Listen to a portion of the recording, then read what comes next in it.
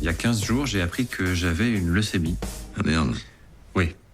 Ma sœur a fait un test pour savoir si elle pouvait me faire un don de moelle, et il s'est avéré qu'elle n'était pas compatible. Ah merde. Mais surtout qu'elle n'était pas ma sœur. Ah putain. Enfin, je veux dire, merde. Oui. Mais j'ai découvert que j'avais un frère. Et en fait, ce frère, c'est vous. Putain, qu'est-ce qu'il me raconte, lui? Oh là. Alors moi j'ai revu ce film, ce feel good movie, enfin presque feel good movie. En tout cas, c'est un film qui fait du bien et on a eu la chance de le voir hier au cinéma Jean Eustache. On a pu voir l'acteur principal Benoît Laverne. Benjamin, Benjamin, oui, ça lui va mieux, Benjamin. Alors bon, je vais développer quand je dis que c'est un feel good movie. Presque.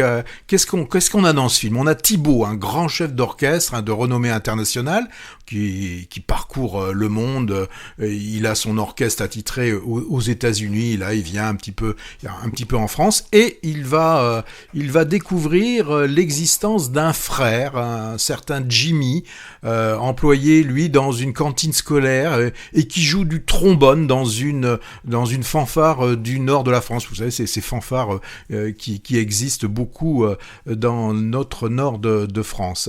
Alors, en apparence, tout les sépare, sauf peut-être leur gros point commun, justement, c'est la musique. Alors, le jeune Thibaut va détecter chez son frère des capacités musicales quand même assez exceptionnelles et qui, lui, ce Jimmy va à un moment donné se prendre peut-être à rêver d'une autre vie. Alors, là, j'ai repris des éléments du synopsis, j'en ai enlevé d'autres pour que vous ayez quand même, en voyant le film, quelques effets de surprise, et il y en a pas mal. Alors c'est un film qui a été, quand on l'a vu, enfin moi quand je l'ai vu pour la première fois, c'était à Saint-Sébastien, lors du dernier festival, ça a été vraiment une ovation,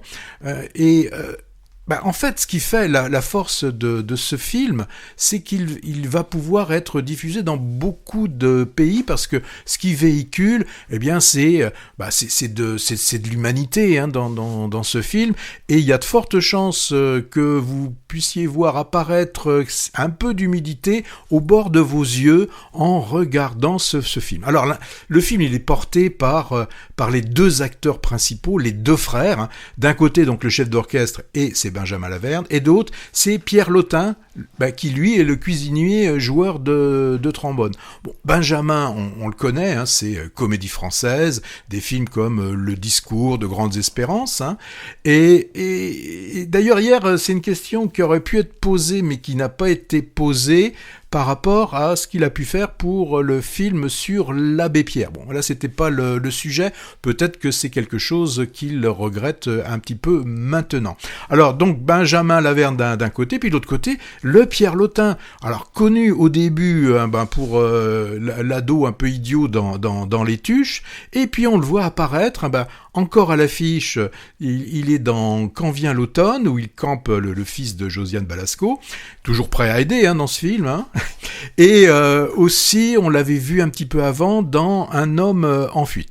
Alors, certains vont me dire, dans ce film, il y a des ficelles qui sont peut-être un peu grosses, même par moments très grosses. C'est des cordes, c'est plus des ficelles. Oui, mais c'est d'une grande efficacité. Et moi, je suis rentré, j'ai revu le film hier, et j'ai eu un plaisir, j'ai découvert des petites choses que je n'avais pas vues à la première vision. La salle a hyper bien réagi, et je pense que vous aussi, vous réagirez bien en allant voir donc le film qui s'appelle En fanfare, qui sortira en novembre, le 27 novembre, et donc voilà. Alors j'ai oublié de dire que c'était Emmanuel Courcol qui a fait le film. Son film précédent, c'était un film avec Cadmerade qui se passait dans milieu théâtre et des ateliers de théâtre en prison. Prison. Et donc c'était avec Cadmerade, ça s'appelait un triomphe. Donc toi tu l'as vu, moi je l'avais pas vu. Donc là moi je pense que ce film va avoir un bon succès, et un succès mérité, parce que c'est vachement bien foutu. Et puis quand même dans ce film, il y a tout le background, il y a tout ce qui se passe dans ces usines qui sont condamnées à fermer. On voit aussi toute cette ferveur de ces gens, de ces gens du Nord hein, dans ce film. Et puis surtout, ce qui est bien montré, c'est la plus grande injustice qui existe, c'est que vous ne choisissez pas l'endroit où vous allez naître. Hein. Vous pouvez naître dans les beaux quartiers autour de Paris ou dans d'autres un peu moins reluisants. En tout cas, pour moi, c'est un film que je conseille vivement parce qu'on passe vraiment un très bon moment en voyant ce film. Prix du public Oui. à Saint-Sébastien. Alors, comédie dramatique donnant la part belle à la musique, qui joue sur l'opposition de classe sociale, et aussi l'opposition entre grande musique classique et musique de fanfare municipale. Bon, moi, je trouve qu'en effet, il utilise beaucoup de ficelles du mélo, et on emprunte à pas mal de choses déjà vues. Moi, j'ai pensé aux Britanniques Les Virtuoses. Ah bah, bien sûr, oui. C'était le César du meilleur film étranger en 1997, auquel le film emprunte pour son scénario l'occupation d'une usine par une fanfare sur fond de licenciement. Et puis on a aussi un petit côté la vie est un long fleuve tranquille dans cette histoire, un petit peu, disons. Oui, oui, oui. Mais ça fonctionne. Ça fonctionne. Ça fonctionne plutôt bien, on se souvient. On a un peu le The Full Monty, on a un petit peu aussi, ouais, aussi le film sur la danse, là, ouais, le gamin ouais. qui Billy Elliot, ouais. Billy Elliot, tout ça, ouais. Bon, on en ressort les yeux humides, du moins ça a été mon cas, hein. Et grâce à deux ingrédients principaux, d'abord le jeu du principal acteur, hein, tu les as évoqués. Alors Benjamin Laverne, il habite les personnages, il habite l'abbé Pierre dans son biopic, il habite l'abbé Pierre, si, ça, on peut pas dire ça, si. Et par contre, il est impérial aussi en fanfare, hein.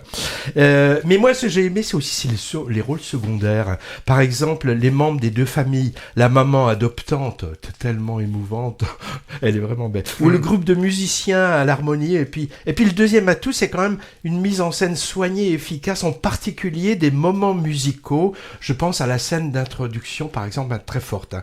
Je suis pas devin, mais comme toi, je table sur un succès populaire qui serait mérité. Il y a eu de nombreuses avant-premières dans les cinémas partout en France et dans plusieurs festivals qui conduisent, je crois, à un bon bouche à oreille. Bon, faudra attendre un mois pour le savoir et voir, parce qu'on en parle un peu tôt, hein, il sort dans un mois quand même, hein.